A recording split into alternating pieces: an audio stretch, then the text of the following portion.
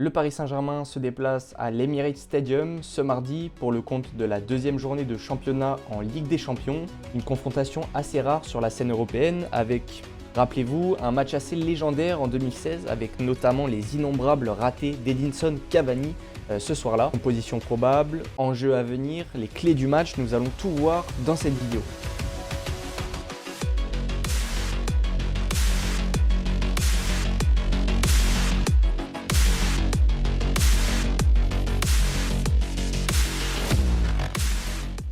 Alors j'en ai déjà parlé dans l'intro de cette vidéo, mais c'est vrai que les oppositions entre le PSG et Arsenal, c'est assez rare, surtout sur la scène européenne.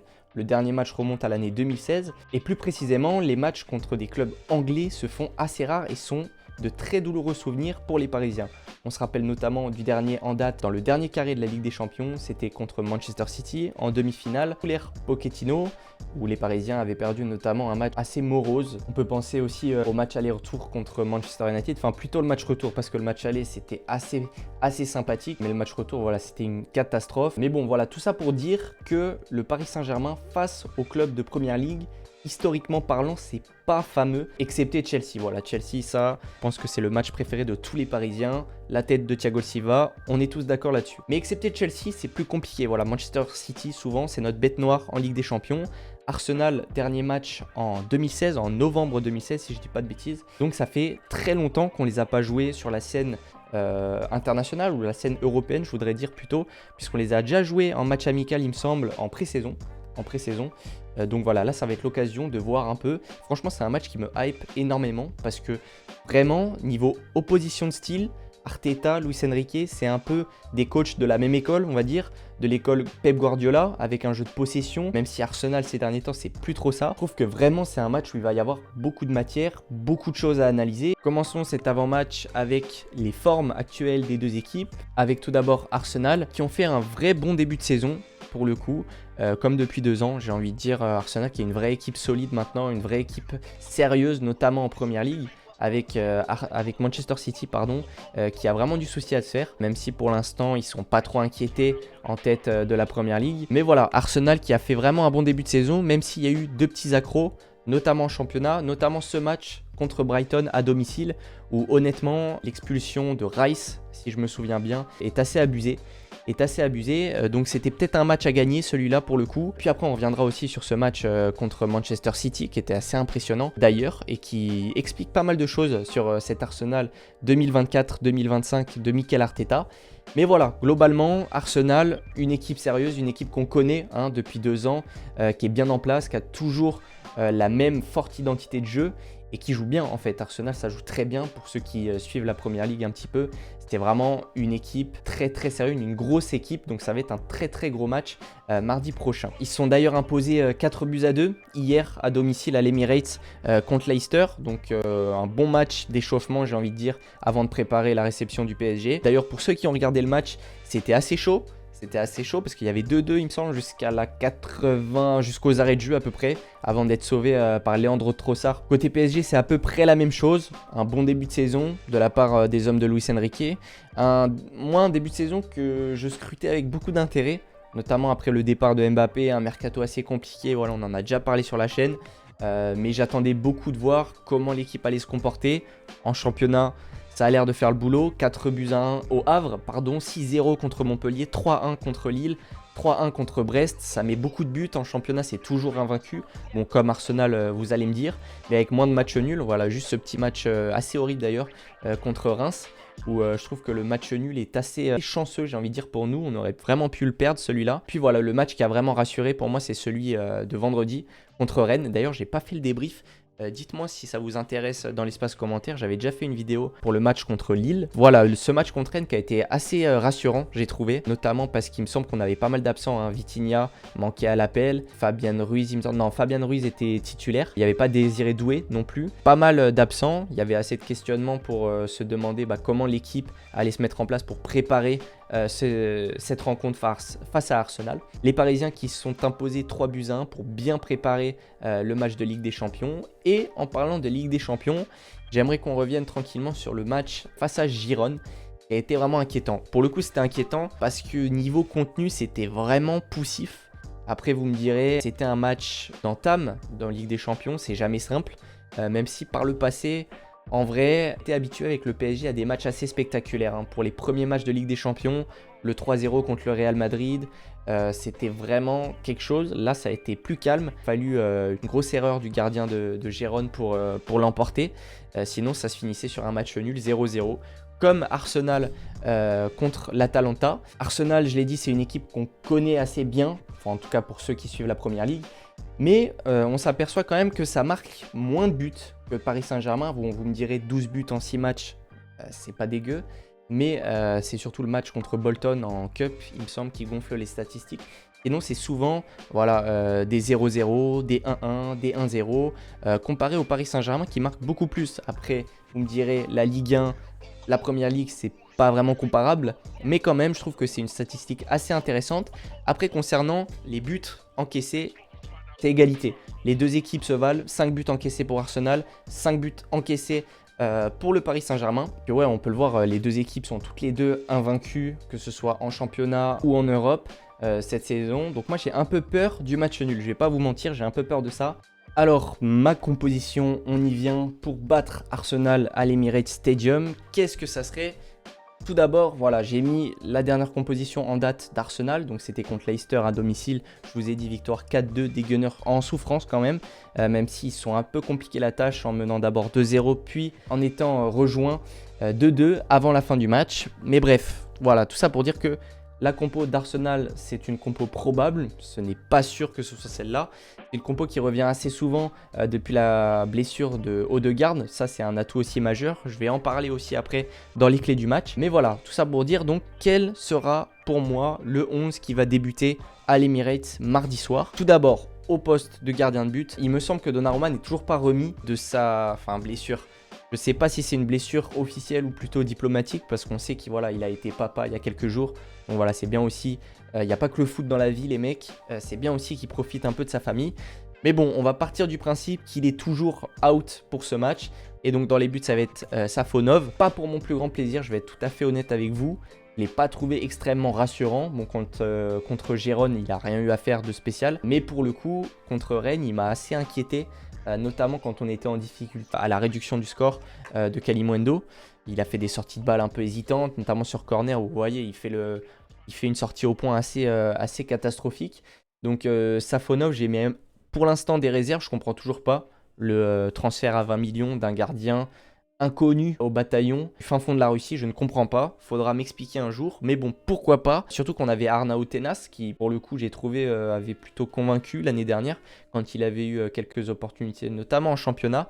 Je me rappelle d'un bon match qu'il avait fait au Havre. Mais voilà, donc Safonov pressenti pour débuter. Enfin, pour le coup, j'imagine, vu que Donnarumma sera vraisemblablement sur le banc, ou en tout cas out. En défense, la charnière. Alors la charnière, évidemment, elle va pas bouger, à mon avis. Ça va être du grand classique Luis Enrique. Je pense qu'il me semble qu'il l'a aligné à peu près tous les matchs cette saison. Faudrait que je revérifie ça. Mais William Pacho et Marquinhos. Mais voilà, William Pacho et Marquinhos, c'est du grand classique cette saison. Pour le coup, William Pacho, c'est pas mal. C'est pas mal, honnêtement. J'étais un peu sceptique au niveau du recrutement, de savoir pourquoi on était allé se positionner sur ce genre de défenseur. Un peu un profil à la Kipembe, mais pour le coup j'aime bien la complémentarité avec Marquinhos. Voilà, Pacho qui est beaucoup plus dans le duel que Marquinhos, ça je l'avais déjà souligné notamment dans la vidéo de l'analyse contre Lille. Pacho voilà, qui va beaucoup plus au contact de son défenseur, alors que Marquinhos voilà, qui joue plus sur sa vitesse, qui est beaucoup plus rapide que Pacho, qui va moins au contact. Donc c'est assez complémentaire au final comme charnière et je pense voilà, il n'y aura pas de surprise à ce niveau-là. Couloir gauche, Nuno Mendes qui était absent contre Rennes, qui nous a manqué d'ailleurs hein, parce que Beraldo c'était assez inquiétant aussi. Mais Nuno s'il nous fait pas une petite angine encore. Et voilà, Nuno Mendes, le footballeur au monde qui a les pires défenses immunitaires, voilà, qui est souvent malade, qui a souvent des petits virus, des petits trucs comme ça. Bon, je pense qu'il est surtout fragile physiquement parlant, beaucoup de blessures pour lui, mais là il va nous faire du bien, et j'espère qu'il sera titulaire, j'espère, parce que Beraldo face à Martinelli, Havertz, Saka, non, ça va pas être possible. Donc Nuno Mendes. Pour le coup, Nuno Mendes, s'il sera titulaire, j'attends beaucoup, notamment sur l'aspect défensif, parce que c'est un match où on va pas forcément avoir tout le temps le ballon. Et Nuno Mendes, défensivement parlant, c'est pas du top. Donc bon, j'attends de voir.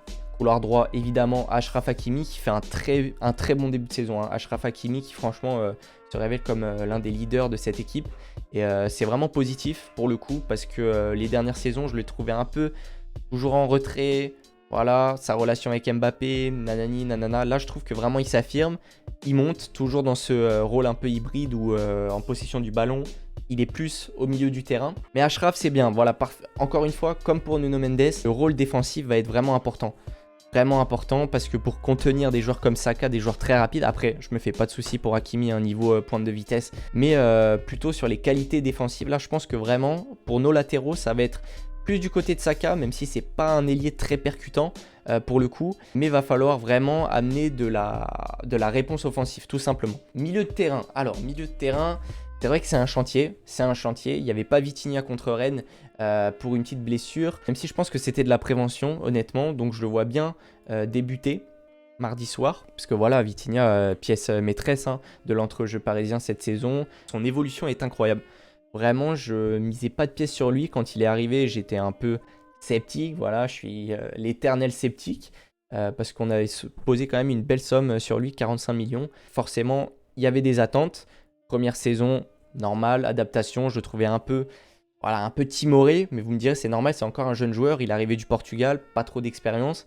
Mais là, cette saison, vraiment, je suis impressionné. Déjà, la saison dernière, à partir des matchs à élimination directe du PSG, c'était super fort. Mais alors, cette saison, c'est encore mieux. Pour moi, c'est l'un des meilleurs joueurs de l'effectif, si ce n'est le meilleur. Honnêtement, ça se tape un peu avec Barcola. Mais bref, voilà, un peu rien à voir avec le thème de la vidéo. Mais je voulais lui faire une petite dédicace. Voilà, s'il passe par là, petite dédicace Viti. C'est vraiment incroyable le niveau que tu affiches cette saison. Que ça dure, vraiment que ça dure. Pour l'accompagner, bah, on connaît Luis Enrique, à mon avis ça va être Zaïre Emery. Concernant le troisième milieu de terrain, bah, je pense que, sauf grosse dinguerie, ce sera du classique. Le trio Neves, Zaïre Emery, Vitinha, ça marche très bien. Ah d'ailleurs, Joao Neves, gros match contre Rennes. Franchement, c'était du très lourd. C'était le patron du milieu, franchement. Warren, il a eu du mal à exister à côté de lui. Bon, du mal à exister, vraiment, je suis un peu... j'exagère évidemment ce que je dis. Mais Neves, franchement, j'ai adoré contre Rennes. J'attends de voir en Ligue des Champions face à une top adversité. Parce que le match contre Gérone, bon, c'était un match assez fermé, assez compliqué. Là, ça va jouer, ça va envoyer.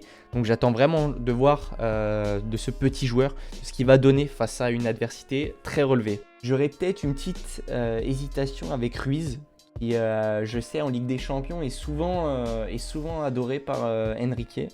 Donc je sais pas, pourquoi pas à la place de Warren qui est en petite baisse de régime quand même ces derniers temps. Bah, ça fait un moment quand même que ça dure, même si bon, Luis Enrique a l'air de toujours lui accorder sa confiance. Mais bon, à voir, même si pour moi ce sera vraiment ce trio offensif qui va démarrer mardi soir.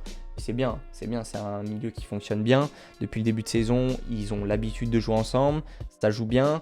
Peut-être quand même un manque. C'est pour ça que Ruiz, je pense qu'il a une petite pièce à jouer parce qu'il y a un manque de capacité physique au milieu de terrain, d'adversité physique pour répondre notamment à un petit Thomas Partey ou alors un Declan Rice qui vont vraiment mettre de l'impact. Après, je sais que voilà, Fabien Ruiz, niveau impact physique, il a beau faire 2 mètres, c'est pas tout à fait ça. C'est pour ça, en fait, on revient encore à la problématique du mercato, à pas avoir recruté un vrai milieu défensif. Tu avais Danilo Pereira, bon, c'est sûr que c'est pas un joueur de ballon qu'apprécie Luis Enrique.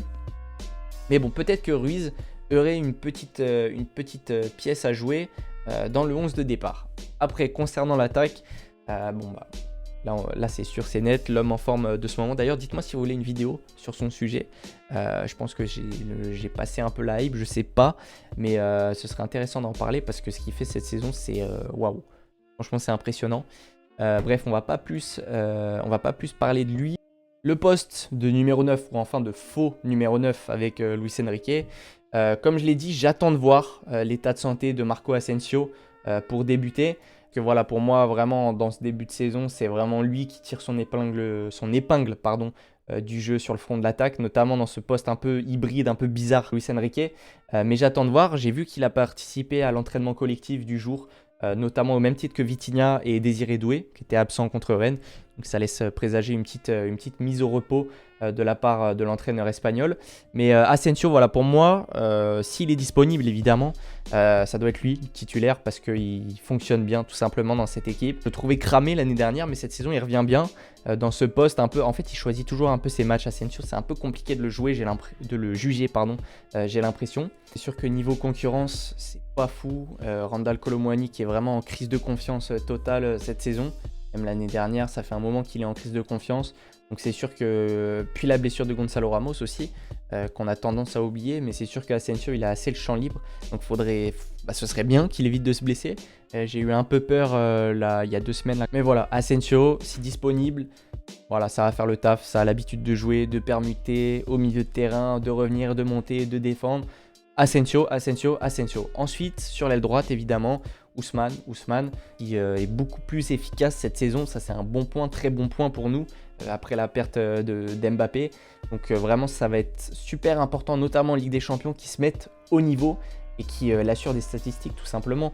Parce que, en fait, quand on regarde là, ce qu'on a en attaque, c'est vrai qu'il n'y a pas de mec qui va te mettre 40 buts par saison, 30 buts par saison, qui va être très décisif dans les grands matchs, même si Barcola, voilà, il a l'air de prendre ce rôle un peu à cœur. Mais voilà, Dembélé, c'est un joueur sur lequel on doit se reposer, c'est un joueur sur qui on doit compter, et c'est un joueur qui doit répondre présent tout simplement de par son statut et aussi son salaire, hein, parce que c'est celui qui gagne le plus au PSG actuellement. Donc voilà, Dembélé, titulaire, voilà, ça fait pas grand doute à mon humble avis. Voilà à quoi devrait ressembler l'équipe contre Arsenal à l'Emirates mardi soir. Après évidemment, c'est qu'une compo probable, je me suis pas mouillé honnêtement, c'est la compo qui ressort le plus avec Luis Enrique depuis le début de saison, mais à voir honnêtement. Petite interrogation sur Asensio qui a loupé le match contre Rennes, même si voilà, je vous ai dit qu'il a participé à l'entraînement collectif.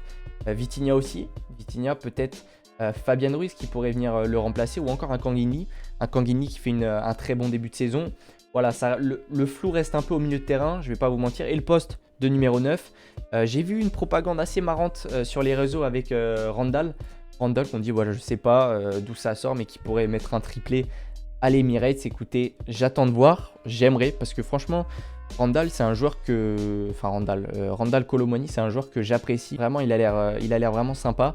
Et c'est vrai que cette crise de confiance, c'est terrible, je trouve, pour lui, pour un joueur de foot. Je pense qu'il n'y a rien de pire que de jouer sans la confiance. Et ce serait bien, franchement, un but en Ligue des Champions dans un match aussi important. Ça serait vraiment bien pour la confiance et pour lui. Donc voilà, si jamais titulaire, on verra bien. Même si je privilégie quand même Asensio, notamment pour la qualité du football. Sur le banc, par contre, c'est compliqué. Vous avez vu que c'est assez faible pour le coup. Comme d'habitude, en fait, il n'y a pas de surprise véritablement. Mais là, ça se fait encore plus ressentir en fait face à Arsenal, qui a un effectif beaucoup plus, même si pas vraiment. Honnêtement, Arsenal, en termes d'effectifs européens, c'est pas si intéressant que ça quand tu sors en fait les 11 titulaires. Même s'il y a plus de qualité qu'au PSG, mais par exemple quand tu compares avec un Manchester City, il y a moins de profondeur de banc. Et c'est justement ce qui leur a fait défaut, j'ai trouvé, pendant 2 ans pour la course au titre. Bien souvent, voilà, quand on arrivait vers avril, mars, tu sentais les limites de l'effectif et les limites de la profondeur de banc tout simplement. Et au PSG, c'est encore plus poussé en fait. Là, quand tu regardes l'état du banc, voilà, tu vois Beraldo, Zagué, Mayoulou, les 2 Titi qui sont tout jeunes, Skriniar, Lee qui peut apporter pour le coup, Doué, mais ça n'a pas d'expérience en Ligue des Champions en fait. Tu sors un joueur de ton 11 de départ, derrière c'est compliqué en fait. Ça va être vraiment une des clés du match. Déjà les entrants, bien les faire, en fait ça va dépendre de l'avancée du match hein, évidemment, mais les entrants, on l'a vu c'était contre qui? C'était contre Lille, mais aussi contre Rennes. Dès qu'il y a eu des nouveaux entrants, en fait généralement le match il change, il bascule et on devient dominé très rapidement. Et ça, c'est quelque chose que j'ai du mal. J'ai du mal avec ça parce que franchement, on a le plus gros budget de Ligue 1, l'un des toujours les plus gros budgets du monde, on va se le dire, sur le marché du football. Et avoir une profondeur de banc aussi limitée, je trouve ça quand même problématique, surtout avec le nouveau format de la Ligue des Champions qui est beaucoup plus dense, avec beaucoup plus de matchs. Donc voilà. Après, concernant l'animation, c'est vrai qu'il est dur à lire ce match. Il est dur à lire, enfin de toute façon, tous les matchs dans le foot sont durs à lire. Sinon, les paris sportifs ne seraient pas une perte d'argent aussi monumentale. Mais c'est sûr que c'est vraiment compliqué à lire parce que, pour le coup, c'est 2 styles assez similaires en termes de football pratiqué. que ce soit Enrique ou Arteta, c'est beaucoup de possession. Généralement, voilà, c'est des entraîneurs, comme j'ai dit, qui sont assez issus du style Guardiola. Les deux sont passés sous sa tutelle pendant leur carrière. Donc j'attends de voir, comme j'ai dit, j'ai un peu peur d'un vieux 0-0 stérile. Pas un match très spectaculaire au final. Voilà, on est en début, c'est la deuxième journée du championnat de la Ligue des Champions. On va un peu se regarder à mon avis. Après, à voir comment Arsenal s'organise. On a pu le voir contre City la semaine dernière, que c'était finalement une équipe qui avait une qualité défensive impressionnante. Arsenal, quand ils s'y mettent. Après, voilà, forcément, il y a eu le scénario du match. Ça a changé beaucoup de choses. Voir ce qui va se passer mardi soir. Mais c'est sûr que en temps normal, Arsenal, c'est une équipe qui joue assez haut, avec un bloc assez haut et qui presse et qui est assez compact. Donc vraiment, une des clés du match, ça va être pour moi les ailes. C'est souvent de toute façon les clés du match, les ailes. Avoir des bons ailiers très percutants, des latéraux qui viennent suppléer les attaquants. Pour moi, vraiment, ça va être vraiment de percer cette ligne-là, même si Saliba, Gabriel, voilà, c'est, je pense, une des charnières en Europe les plus solides, les plus fortes. Pour le coup, concentrer le jeu axialement, pas forcément, ça va pas forcément être une bonne idée. C'est très chargé au milieu. Rice, Partey, c'est très solide. Saliba, Gabriel, Raya qui est dans une forme exceptionnelle en plus en ce moment. Donc pourquoi pas passer sur les ailes. Saka, Martinelli, niveau tâche défensive, c'est vrai que bon, contre City, on l'a vu, c'était une vraie équipe, c'était un vrai bloc équipe. Et même en temps normal, c'est une équipe qui fonctionne très bien, qui coulisse bien, qui prend peu de buts. Je vous l'ai montré juste avant. Mais miser sur les ailes, vraiment, ça va être très important. Parce que franchement, dans l'axe, c'est bouché quoi. Il va falloir aussi se méfier d'un Kai Havertz qui, pareil, c'est un peu le même rôle qu'un Marco Asensio au final. C'est beaucoup de permutations, beaucoup de décrochage jusqu'au milieu de terrain. C'est un joueur qui est difficile à cerner pour un défenseur. C'est un enfer en fait. C'est un enfer à défendre. Surtout qu'il est très fin techniquement, il est très agile. Donc va falloir s'en méfier de ce Kai Havertz. C'est un joueur qui est habitué, qui a gagné une Ligue des Champions d'ailleurs avec Chelsea. Donc va falloir faire très attention à lui, au même titre qu'un Saka, au même titre qu'un Martinelli. Donc voilà, vraiment c'est un match Ligue des Champions. C'est un vrai match Ligue des Champions et ça fait plaisir que ça arrive aussi tôt dans la saison pour les Parisiens qui vont vraiment pouvoir se mesurer à un adversaire de taille. Au final, dernier quart de finaliste la saison dernière en Ligue des Champions.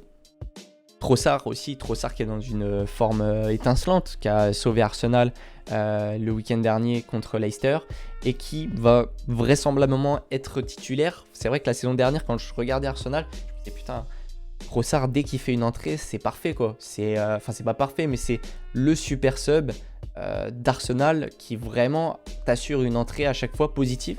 Martin Odegaard, en parlant de lui, c'est vrai qu'on n'a pas trop parlé de sa blessure, mais il s'est gravement blessé avec la Norvège pendant la trêve internationale. Mais c'est vrai que son absence, franchement, elle fait du bien.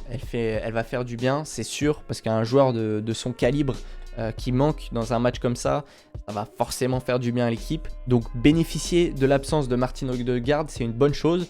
Bien que Trossard soit un très bon joueur, c'est pas forcément un joueur très axial. Havertz peut redescendre, a aussi une bonne qualité de passe, mais ce sera jamais au niveau d'un Martin Odegaard, c'est ça que je veux dire.